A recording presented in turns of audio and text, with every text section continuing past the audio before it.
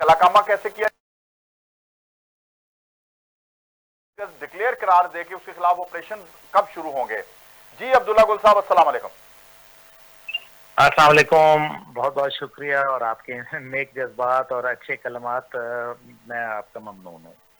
बहुत शुक्रिया, आप डिजर्व करते हैं जी। अच्छा अब्दुल्ला गुल साहब, ये जो हालात आपके सामने हैं, हम मईशत का रोना रो रहे थे, हम जनाब बिजली सस्ती की खुशखबरी सुना रहे थे, अब पेट्रोल सस्ता होने जा रहा है, लेकिन अगर जिंदगी नहीं, अगर अमन ही नहीं, तो इन जो मादी चीजें हैं, इनका वजूद उस वक्त अच्छा लगता है जब आप सेहतमंद हो, जब आपके पास तालीम हो, जब आपके मुल्क में, आपके वतन में कोई नो गो एरिया ना हो, हर जगह पे आप जा सकें किसी लिसानी सूबाई असबियत के बगैर। तो मुझे बताएं कि ये जो बीएलए है, इसका जो है हम बार बार जिक्र करते हैं, उसके उसके वेलविशर्स भी बहुत हैं, आगे आ जाते हैं, मैं नाम इस वक्त नहीं लूंगा, तो जरा बताइए इसकी वजूहात क्या है। बिस्मिल्लाहिर्रहमानिर्रहीम, बहुत शुक्रिया जवाब साहब। मेरे ख्याल में हर दर्द दिल रखने वाले को और जो अपने मुल्क के साथ मोहब्बत करता है उसके जज्बात आप ही जैसे हैं। तो मेरा ख्याल है कि बीएलए के हमदर्द तो नहीं कहा जा सकता, लेकिन बीएलए जिनको पैसा देता है और जिनको सहूलतकारी करता है, सहूलतकारी कई किस्म की है। एक सहूलतकारी वो है जो जाहिर है कई लोग हैं जिन बॉर्डर्स क्रॉस करके स्मगलिंग करने की इजाज़त दी जाती है और वो स्मगलिंग का माल जो है वो आता है और उससे उनका जो हलवे मांडे हैं वो चलते रहते हैं, पैसा बनता रहता है और ये पैसा बहुत ज़्यादा है। तकरीबन इस टाइम पे 11 ऐसे अफराद हैं जो बलूचिस्तान के अंदर जो फ्यूल स्मगलिंग है उसके अंदर इन्वॉल्व हैं और वो जो फ्यूल की स्मगलिंग है वो तकरीबन 6 मिलियन लीटर पर डे है और इसमें कम से कम भी जो फायदा है वो 200 रुपए लीटर पर लीटर जो है वो फायदा है। अब आप देख लीजिए कि एक आदमी का हिस्सा जो है वो तकरीबन 134 करोड़ रुपया यौमिया बनता है, यौमिया। तो ये लोग जो हैं जाहिर है बीएलए के मरहून मिन्नत हैं और बीएलए जो है वो उनको सपोर्ट भी करती है और उसके बदले में जिसको अंग्रेजी में कहा जाता है you scratch my back I scratch yours, तो वो उसके बदले में जाहिर है उनको भी जो है वो फवायद पहुंचाए जाते हैं, पैसे के जरिए उनको फवायद पहुंचाए जाते हैं और उनको सियासी सतह के ऊपर जो है वो भी फवायद पहुंचाए जाते हैं। इसी वजह से जब जाफर एक्सप्रेस का वाकया होता है, जब कोई और इस किस्म के अंधोनाक वाकयात होते हैं, तो उसके ऊपर आपने देखा कि बलूचिस्तान असेंबली से कितने लोग जो है वो आपको फ्रंट के ऊपर नजर आए जिन्होंने इनको कंडेम किया, कितने लोगों ने अपने इलाकों में इनके खिलाफ रैलियां जो है निकाली या कितने लोगों ने जो है इनके खिलाफ आवाजें बुलंद की। और अगर नहीं की तो आपको मेरे ख्याल में मुझे मजीद बताने की जरूरत नहीं रहेगी। तीसरी जगह जो है वो एक साल गुजर जाता है और वजीर आला जो हमारे हैं जनाब सरफराज बुक्टी साहब, उनको ये उस वक्त पता चलता है कि पाकिस्तान का कौमी तराना जो है वो नहीं पढ़ा जा रहा और पाकिस्तान का कौमी परचम जो है वो सरकारी इमारत और स्कूलों और कॉलेजों यूनिवर्सिटियों के ऊपर नहीं जो है वो लगा हुआ लहराया जाता। तो फिर इसका मतलब यह है कि एक साल के बाद वजीर आला को पता चल रहा है, क्या उनको यह बात पहले नहीं मालूम थी? तो फिर वो तो वजीर दाखिला भी रह चुके हैं। तो आप इन चीजों को जरा गौर कीजिए। देखिए जहां तक अभी वाकया हुआ बड़ा ही खतरनाक जिसका आपने भी जिक्र किया कि जो सीस्तान और बलूचिस्तान जिसको कहा जाता है, क्योंकि बलूचिस्तान जो है वो सिर्फ पाकिस्तान में नहीं बल्कि कुछ अफगानिस्तान का हिस्सा भी है और इसमें एक बड़ा हिस्सा जो है वो ईरान के अंदर भी शामिल है जहां बलोच कौम बसती है और इसके अलावा भी बलोच कौम जो है ओमान में भी बसती है। और ये आपको मालूम है कि एक ज़माने में बलूचिस्तान के ये जो कोस्टल था ये सारा हिस्सा बलूचिस्तान का था जिसको अयूब दौर के अंदर खरीदा गया था बाकायदा। और अब आ जाते हैं इस बात के ऊपर कि ये ऐसा क्यों हो रहा है। पहली बात यह है कि 2006 के अंदर अमेरिका के एक दिफाई मैगजीन जो कि सबसे बड़ा दुनिया का दिफाई मैगजीन है, अमेरिकन डिफेंस जर्नल, उसके अंदर एक अमेरिकन कर्नल ने जो है एक नक्शा बनाया था जिसको ब्लड बॉर्डर्स के नाम से जाना जाता है। उसके अंदर उसने एक आज़ाद बलूचिस्तान की रियासत का क़याम जो है वो दिखाया था, और उसके बाद से ये मामलात जो है वो शुरू हो गए, और पाकिस्तान के अंदर ख़ास तौर पे हमारे जो बलूचिस्तान जो 44% है पाकिस्तान का रकबे के लिहाज से, वो उसके अंदर दहशत गर्दों को जो है वो मौके दिए गए और उनको सहूलतकारी की गई। इस जंग में तेजी तब आई जब अमेरिका ने $8 बिलियन का, $8 खरब का जो असला था वो वहां छोड़ दिया। ये असला इतना है कि एक दरमियाने साइज का जो मुल्क है उसकी फौज के पास भी इतना बड़ा असला मौजूद नहीं होता। इससे मतलब ये है कि अमेरिका ने ये असला दानिस्ता छोड़ा था। कोई 2-4 राइफलें होती तो समझ भी आती, लेकिन ये तो बहुत बड़ा मिकदार का असला है और बहुत ही सोफिस्टिकेटेड असला है। इसमें भी कोई शक व शुबा नहीं है कि डोजियर पेश किया गया था नवाज शरीफ साहब की हुकूमत के दौरान यूनाइटेड नेशन के अंदर, जिसके अंदर ये कहा गया था कि बलूचिस्तान के अंदर वो बाकायदा जो है वो एक खतरनाक दहशतगर्दी का खेल रचा रहे हैं और सहूलतकारों को जो है वो सहूलतकारी का किरदार अदा कर रहे हैं, और अमली उसका नमूना कुलभूषण यादव जैसा दहशतगर्द जो था उसका वहाँ मौजूदगी जो है वो वाज़ेह है। अब ये सारी चीजें जो मैंने बात कही हैं, इसके अंदर जो हम नतीजे पे पहुंचते हैं तो पता ये चलता है कि वो जो नक्शा बनाया गया था अमेरिका की जानिब से, उसके अंदर अब वो इस नहज के ऊपर आ खड़े हुए हैं जिसके अंदर अब बाकायदा वो ईरान के अंदर भी जो है अपनी कार्रवाइयां जो है वो जारी रखे हुए हैं। ईरान पहले ही काफी ट्रबल्ड इलाका है, सिस्तान जो है उसमें आए दिन कोई ना कोई वारदातें होती हैं। ये अलग बात है कि हमारा मीडिया उसको जो है वो हाईलाइट नहीं करता, क्योंकि हमारे पास अपने सियासी बखेड़ों का ही जो है वो इतना हमारा मेरे ख्याल में ख्वाहिश होती है कि हम दुनिया की खबरों पे गौर नहीं करते। लेकिन ईरान के इस सिस्तान जो प्रोविंस है उसमें काफी ट्रबल रहती है। अब ये ट्रबल इसलिए भी ज्यादा तकलीफ बन जाती है कि जब ईरान के साबिक सदर, जिनका हेलीकॉप्टर में क्रैश हो गया था, जनाब इब्राहिम रईसी, वो पाकिस्तान तशरीफ लाते हैं, ईरान के नाम से सड़क इस्लामाबाद में एक शाहरा जो है उसका इफ्तिताह करते हैं। Army chief general Asim Munir साहब और PDM-1 हुकूमत के सरबराह जनाब शहबाज शरीफ साहब बतौर वजीर आजम जाते हैं और बॉर्डर मार्केट्स का जो है बलूचिस्तान में वो इफ्तिताह करते हैं और ईरान के साथ तिजारत के रास्ते खोलते हैं। 105 मेगावाट के मंसूबे के जरिए तुर्बत के अंदर बिजली का मंसूबा भी जो है वो आता है, जो कि इंतहाई अर्जा रेटों पे तकरीबन ₹4 से भी कम रेट के ऊपर फी यूनिट जो है वो बिजली भी ली जाती है। दुनिया को तशवीश पड़ जाती है, पेट में मरोड़ उठना शुरू हो जाते हैं और वो कहते हैं कि आज़ाद बलूचिस्तान का नारा सिर्फ पाकिस्तान के बलूचिस्तान नहीं बल्कि ईरान के बलूचिस्तान से भी उठना चाहिए। इस वजह से मौजूदा कार्रवाइयां शनाख्ती कार्ड देख के, बाकायदा वर्कशॉप में जाके, वहां उनके हाथ पैर बांध के उनको गोलियों से छलनी कर दिया जाता है और फिर BLA उसकी कार्रवाई को जो है वो एक्सेप्ट कर लेती है, कबूल कर लेती है। और उसके बाद अब कमाल ये है कि दुनिया में कोई दहशतगर्द तंजीम हो तो उसके सहूलतकारों को भी जो है वो दहशतगर्द ही तस्वर किया जाता है। लेकिन यहाँ कमाल ये है कि एक आदमी बरामदाख बुख्ती, जो कि बकायदा एक दहशतगर्द तंजीम जो है उसका बानी है, वो यूरोप में मजे को लूट रहा है और कहीं और नहीं बल्कि जेनीवा में, और उसको पकड़ना कोई नहीं चाहता। तो ये आप समझ लें कि ये एक आशीर्वाद है मगरिब की इनके ऊपर, और भारत तो खैर मौजूद है ही। तो ये है वो सारी सूरत हाल जो मैंने आपको अब्दुल्ला गुल साहब, ये मुझे याद पड़ता है कि इंटरनेशनली जो पाकिस्तान को डिस्टेबलाइज करने का एक एजेंडा है, उसमें अक्सर जिक्र किया करते थे आपके वालिद साहब मरहूम भी। तो मुझे बताएं कि ये कौन कौन से ममालिक हैं, आपने इसके ऊपर कोई रिसर्च की है?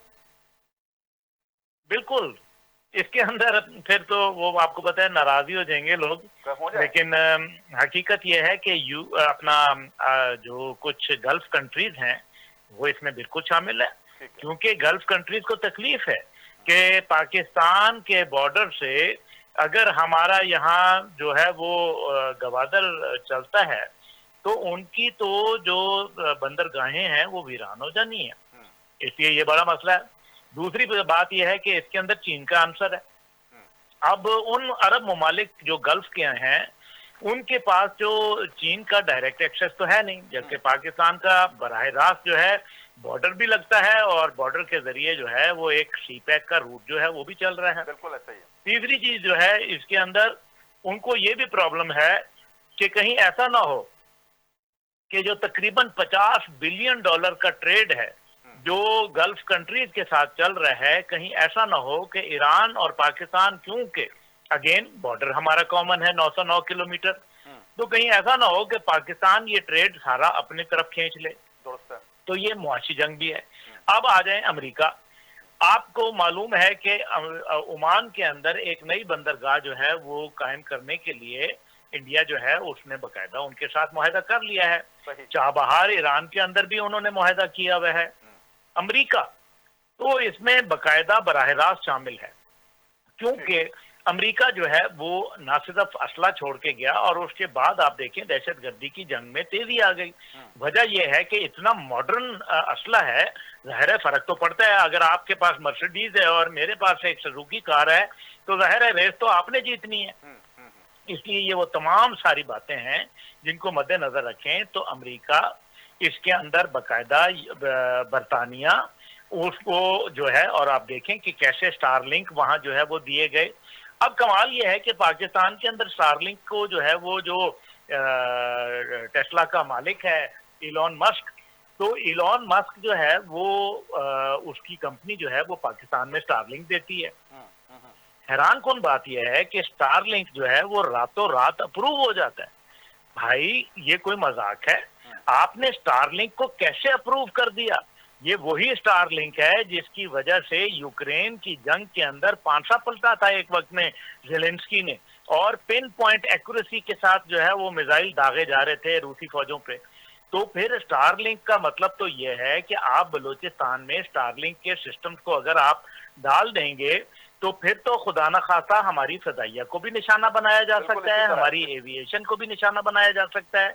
تو اس کا مطلب یہ ہے کہ راتوں رات نہ کیبنٹ میں ڈسکس ہوا، نہ اسمبلی میں بحث ہوئی، نہ متعلقہ جو وزارت تھی اس کے ساتھ اس کے تحفظات کو سنا گیا، اور ابھی جمعہ 8 دن نہیں ہوئے، 20 جنوری کو امریکہ میں نئی حکومت آئی اور آپ نے پاکستان میں سٹار لنک کی اجازت دے دی۔ حیران کن بات ہے۔ تو مقصد یہاں یہ ہے کہ اس کے اندر امریکہ، برطانیہ، اس کے اندر جو ظاہر ہے جو کچھ عرب میں نے آپ کو کہا گلف ممالک ہیں، اور بھارت تو خیر ہے ہی ہے، اور اسرائیل بالکل شامل ہے، کیونکہ اسرائیل جب تک پاکستان کو جب تک پاکستان جو ہے اس کا نیوکلیئر پروگرام جو ہے وہ اسرائیل کے خلاف تب استعمال ہوگا، ظاہر ہے جب پاکستان اپنے بکھیڑوں سے جان چھڑائے گا۔ اس لیے پاکستان کو پھنسائے رکھو۔ ایک طرف افغانستان کے اندر آپ نے ہمارا جو نرم بارڈر تھا اس کو آپ نے گرم بارڈر بنا ڈالا، اور دوسری جانب انڈیا کا بارڈر تھا وہ تو تھا ہی گرم ہمیشہ سے، اور تیسری جانب آپ ایران کا اب دیکھ لیں کہ حالات ہمارے، تو ہم تو چومکھی لڑائی میں پھنس گئے بابا۔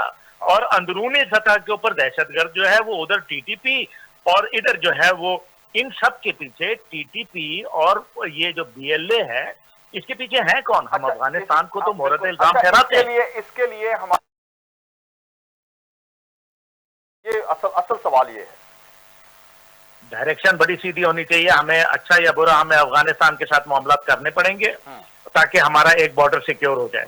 دوسری جانب یہ ہے کہ امریکہ کو باقاعدہ it is time that we should call ہمیں بالکل جس کو کہتے ہیں نا we should call spade a spade, ہمیں ان کے ساتھ جو ہے نا بالکل سیدھی بات کرنی چاہیے کہ جناب یہ شواہد ہیں۔ اس کے بعد آپ دیکھ لیں سارا ایڈم جو ان کی سی آئی اے کی کاؤنٹر انٹیلیجنس کی ہیڈ تھی، اس کا ایک باقاعدہ پوڈ کاسٹ آیا ابھی کچھ عرصہ قبل، اور اس کے اندر ایک تو وہ خیر طویل تھا 2-3 گھنٹے کے اوپر، لیکن اس کے اندر اس نے باقاعدہ پاکستان کے لیے بولا کہ ہم نے پشتونستان بنانے کے لیے باقاعدہ سی آئی اے میں ایک سیل قائم کر دیا ہے۔ بالکل۔ اب آپ مجھے بتائیں اس کی کیا تردید امریکہ سے آئی؟ نہیں۔ کیا پاکستان نے اس کے اوپر کوئی سوال اٹھایا؟ کیوں نہیں؟ क्यों नहीं उठाया सवाल? बात तो ये है। सही सही। इसी तरीके से बरामदाख बुख्ती या दीगर के ऊपर क्या हमने जो है वो इंटरनेशनल कोर्ट ऑफ जस्टिस या हमने इंटरपोल को राब्ता किया? ये वही है ना जो जाके गांधी की समाधि के ऊपर उनको ले जाया गया और बकायदा भारत के टुकड़ों के ऊपर पल रहे हैं। गुल साहब, जो हमारी हिस्ट्री है, क्या आप इसको मैं चाहता हूं कि पब्लिक के लिए ये बात जो है वो सामने आए। यहाँ जो वफादार शख्स है, जो कौम का वेल विशर है, खा वो प्रोफेसर है, खा वो डॉक्टर है, खा सहाफी है, किसी भी शोबाहाए जिंदगी से उसका ताल्लुक है, वो उसको मेन स्ट्रीम में आने से रोका जाता है। और जो मेन स्ट्रीम में आ गया उसकी टांगें खींची जाती हैं, और फिर मुल्क के साथ वफा करने के जुर्म में हेनरी किसिंजर जैसे लोग या दीगर लोग या डॉक्टर अब्दुल कदीर खान जैसी शख्सियत को अमेरिका और दीगर ममालिक मिलके निशाने इबरत बनाने की कोशिश ही नहीं करते, बल्कि परवेज मुशर्रफ के जरिए अपने एजेंडे पे वो अमल करवाते हैं। अगर डॉक्टर अब्दुल कदीर खान का कहना है कि अगर वो एक 5000 किलोमीटर मार वाला वो मिसाइल बनाना चाह रहे थे और उस पर हमें रोक दिया गया और हमें कहा गया कि हमारी तो इंडिया के साथ मामला है, तुम इसराइल के लिए बना रहे हो, तो ये क्यों बना रहे हो? तो मुझे बताएं कि हमारे तो अंदर ऐसे लोग हैं, बाहर से दुश्मन से तो हमें बहुत कम खतरा है, तो वो अंदरूनी खतरात से हम किस तरह नबुर्दाजमा हो सकते हैं? देखें, डॉक्टर अब्दुल कदीर खान रहमुल्लाह क्या झूठ बोलते थे? क्या हकीकत नहीं है कि अभी पिछले साल दिसंबर के अंदर अमेरिका ने बकायदा जो है वो पाबंदी लगा दी पाकिस्तान के शाहीन 3 मिसाइल पे? क्या ये मैं गलत कह रहा हूँ? तो फिर इसका मतलब यह है कि डॉक्टर कदीर खान साहब जो है वो तो सच्चे साबित हो गए ना। वो तो हमारे हीरो पाकिस्तान थे जिनको परवेज मुशर्रफ ने जीरो बनाने की कोशिश की। आते ही चलो डॉक्टर साहब के साथ प्रॉब्लम थी। ये जो F-10 के अंदर जो मरकज के अंदर बकायदा एक शाहीन चौक था जिसके ऊपर बकायदा पाकिस्तान का फखर जो था शाहीन मिसाइल लगा हुआ था, उसको क्यों हटाया गया? किसने हटवाया? परवेज मुशर्रफ कौन था? क्या वो in the line of fire किताब के अंदर बड़ा वाजे नहीं लिखा हुआ? क्या वो जो था इनका देखिए मुझे नाम है उनका जॉइंट चीफ जो फॉर्मर था अमेरिकन, वो कॉलिन पॉल, क्या कॉलिन पॉल की किताब में नहीं लिखा हुआ? तो फिर ये सारी बातें तो लिखी हुई हैं कि वो कहता है, कॉलिन पॉल कहता है कि कैंप डेविड के अंदर मैं कागज लहराता हुआ गया और अमरीकी सदर बैठा था और मैंने कहा कि सदर मुशर्रफ ने वो चीजें जो है वो एक्सेप्ट कर ली हैं जो हम अमेरिका में सोच भी नहीं सकते कि वो हम नुकात जो है अमेरिका के अंदर इंप्लीमेंट करें। 7 वो नुकात थे जो परवेज मुशर्रफ ने मिनो अन जो है वो तस्लीम कर लिए थे। आपको याद होगा ये सारी बात के बाद ये तो बड़ी तारीख। और फिर उसके बाद कारगिल के अंदर जिस तरीके से इंडिया तो चलो जो हुआ हुआ, लेकिन उसके बाद बाढ़ लगाने की इजाजत दे दी, यानी कि आपने एक परमानेंट बाउंड्री बना दी। तो ये आपको किसने बताया था? ये परवेज मुशर्रफ जो है ये तो बहुत ही इसने जुल्म किया था कौम के साथ। बहरहाल इस तरह के बहुत सारे और जालिमीन मौजूद हैं। आज आप देखें कि आज 2 रियासती हल की बात हो रही है, बड़ी इंटरेस्टिंग बात है। कहते हैं कि जी फलस्तीन के ऊपर 2 रियासती हल जो है वो हमें कबूल होगा, और ये जनाब मोहतरम हमारे अनवारुल हक काकड़ साहब जो निगरान वजीर आजम थे, जिन्होंने 330 अरब रुपए का चूना लगाया इस मुल्क को, इस गरीब कौम को, इसकी गंदम जो है वो सड़ी हुई यूक्रेन की गंदम जो थी वो इन्होंने यहाँ खरीद ली। वो तो एक बहुत बड़ी वो क्या कहते हैं कि अफसोसनाक दास्तान है, दुख भरी दास्तान है, करप्शन की दास्तान है। अब आप मुझे ये बताएं कि अनवारुल हक काकड़ साहब ने कहा कि जी हम 2 रियासती हल के ऊपर, और आज भी मौजूदा हमारी हुकूमत यही बात कर रही है। मैं ये जानना चाहता हूं जवाद फैजी साहब के जरिए और पूरी कौम के जरिए कि हमने कब से इसराइल को रियासत तस्लीम कर लिया? क्योंकि अगर 2 रियासती हल तो तब है ना जब हम इसराइल को रियासत तस्लीम करते हैं। अगर हम पाकिस्तान उसको 2 रियासत के ऊपर तो तब की बात है जब हम तस्लीम नहीं करते। हम तस्लीम नहीं करते तो फिर हम 2 रियासती हल की बात कैसे कर रहे हैं? यानी कि हम दूसरे लफ्जों में इसराइल को तस्लीम कर रहे हैं। आप समझे मेरी बात को? जी जी। अच्छा अब्दुल्ला गुल साहब, अगर आप जहमत ना समझे तो मेरे साथ ही आप रहें, मैं छोटा सा ब्रेक लेके वापस आता हूं। तो आप क्योंकि मैं चाहता हूं कि आज का प्रोग्राम सिर्फ आप ही के साथ हो। वापस आते हैं तो अब्दुल्ला गुल साहब मेरे साथ ही हैं। मजीद जो सवालात रह गए हैं वो उनसे जवाबात देते हैं। मेरे साथ रहिए।